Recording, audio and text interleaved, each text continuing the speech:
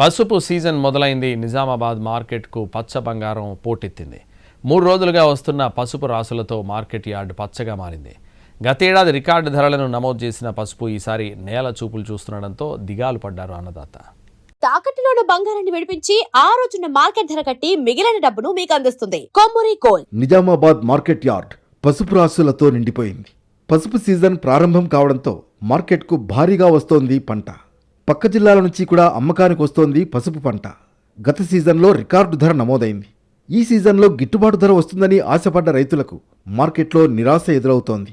పైగా 2 రోజులుగా వాతావరణ మార్పులు, అకాల వర్షాలతో పంట తడిసిపోయిందని ఆవేదన వ్యక్తం చేస్తున్నారు రైతులు. మార్కెట్ యార్డ్లో 2 రోజులుగా పసుపు క్రయ విక్రయాలు ఆగిపోయాయి. ఈ నాంలో తలెత్తిన సాంకేతిక సమస్యకు రైతుల కేవైసీ సమస్య తోడైంది. అయితే క్రయ విక్రయాలు ఆగిపోవడంపై ఆగ్రహం వ్యక్తం చేస్తున్నారు రైతులు. పసుపు కొనుగోళ్లు ఆగిపోవడంతో 2 రోజులుగా మార్కెట్లోనే పడిగాపులు కాస్తున్నారు రైతులు. మరోవైపు పసుపు ధర రోజురోజుకి పతనం అవుతోంది.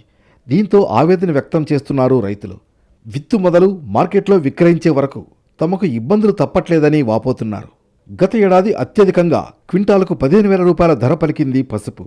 ఈసారి క్వింటాలు 12,000 దాటడం కష్టం అన్నట్లుంది పరిస్థితి. వారం రోజుల క్రితం క్వింటాల్ పసుపు కొమ్ములు 11,000 రూపాయల ధర పలికాయి. కానీ నేడు 10,000 రూపాయలలోపే ధర లభిస్తోంది. నాణ్యమైన పసుపును మార్కెట్కు తెచ్చినా కొద్దిమంది రైతులకే గరిష్ట ధర దక్కుతోందని ఆవేదన వ్యక్తం చేస్తున్నారు రైతులు.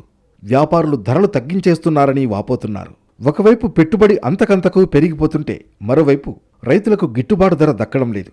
దీంతో పసుపు సాగుకు దూరమవుతున్నారు రైతులు. నిజామాబాద్ జిల్లాలో ఈ సంవత్సరం పసుపు సాగు సగానికి పడిపోయింది. కేవలం 23,000 ఎకరాల్లోనే పసుపును సాగు చేశారు రైతులు. పసుపు సాగుకు ఎకరానికి దాదాపు ₹1,00,000 వరకు పెట్టుబడి అవుతుంది.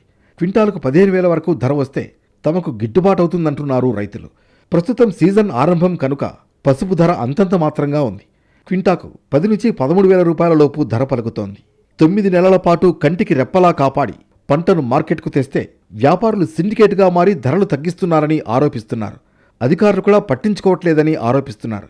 పైగా మార్కెట్లో 2 రోజులుగా క్రయ విక్రయాలు నిలిచిపోవడంపై రైతులు ఆగ్రహం వ్యక్తం చేస్తున్నారు. ఈ నాంలో రైతుల ఆధార్ నెంబర్, కేవైసీ తప్పనిసరి చేయడంతో సాంకేతిక సమస్యలు తలెత్తి పసుపు కొనుగోళ్లు జరగడం లేదు.